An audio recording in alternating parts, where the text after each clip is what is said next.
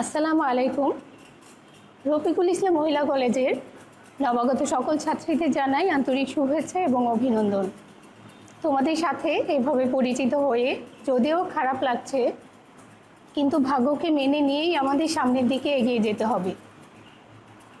অপরদিকে খুশির বিষয় হচ্ছে তোমাদের সূচনাটাই পুরোপুরি ডিজিটাল, মানে অনলাইন ক্লাসের মাধ্যমে।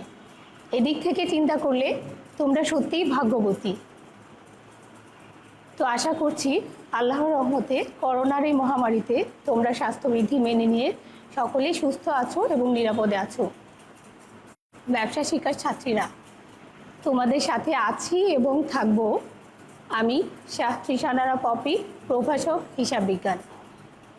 তো আজকে তোমাদের সাথে আমি আলোচনা করব হিসাব এবং হিসাবের শ্রেণী বিভাগ নিয়ে।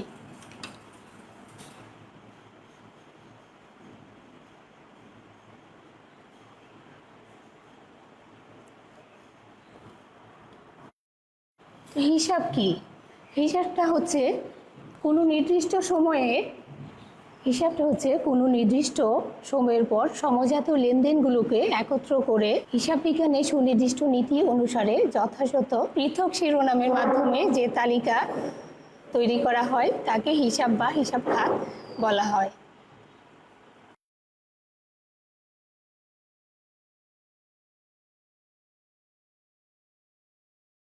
তো আমরা এক্ষেত্রে এখন দেখে নিব হিসাবের যে বৈশিষ্ট্যগুলো কি আছে।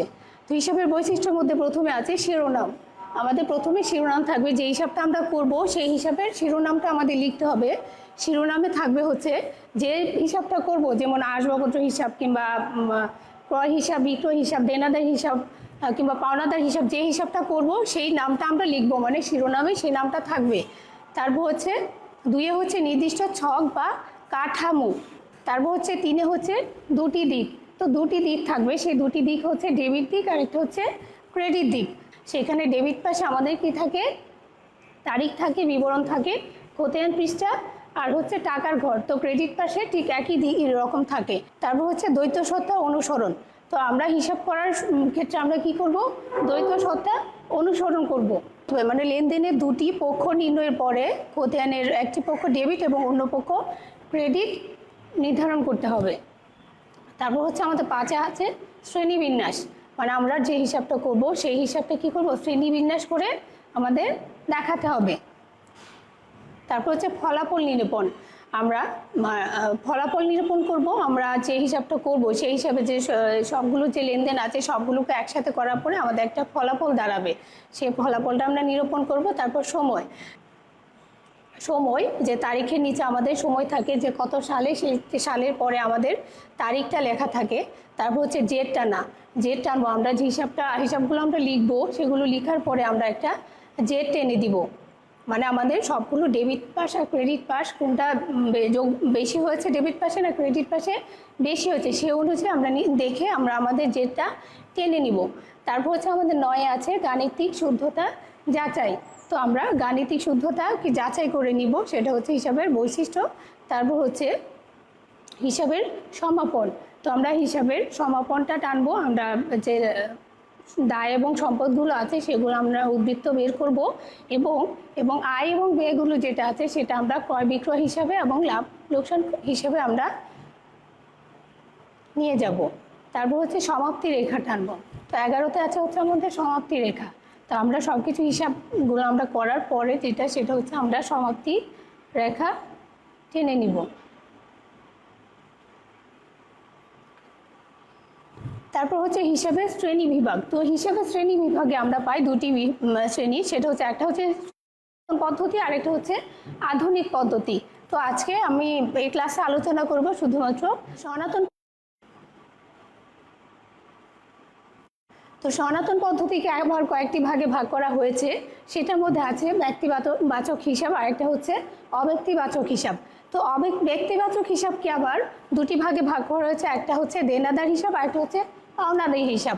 তো ব্যক্তিবাচক হিসাবটা হচ্ছে কোনো ব্যক্তি বা প্রতিষ্ঠানের নাম, সেটা হচ্ছে কি কোনো ব্যক্তি বা প্রতিষ্ঠানের সাথে সম্পর্কিত যে হিসাবগুলো আছে সেগুলো হচ্ছে কি ব্যক্তিবাচক হিসাব।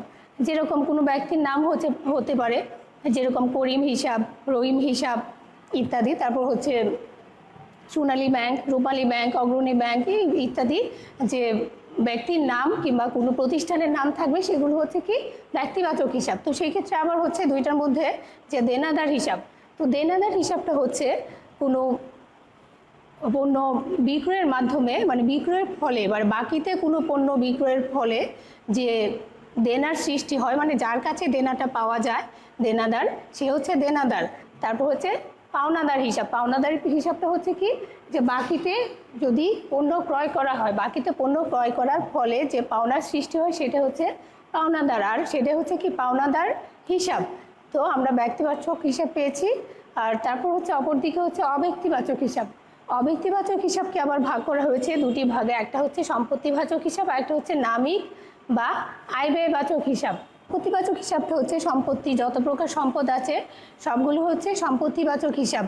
আর যে নামিক বা আয় ব্যয়বাচক হিসাবগুলো হচ্ছে যে যত প্রকার আয় আর ব্যয়গুলো আছে সেগুলোকে নিয়েই হচ্ছে নামিক হিসাব।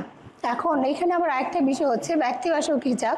তো ব্যক্তিবাচক হিসাবে যে অগ্রিম আয় কিংবা অগ্রিম ব্যয় কিংবা এই যে এই হিসাবগুলো আছে সেগুলোকে আবার কি ব্যক্তিবাচক মানে প্রতিনিধিত্বমূলক ব্যক্তিবাচক হিসাব বলা হয়ে থাকে। তো পরবর্তী ক্লাস দেখার আমন্ত্রণ জানিয়ে সবাইকে ধন্যবাদ।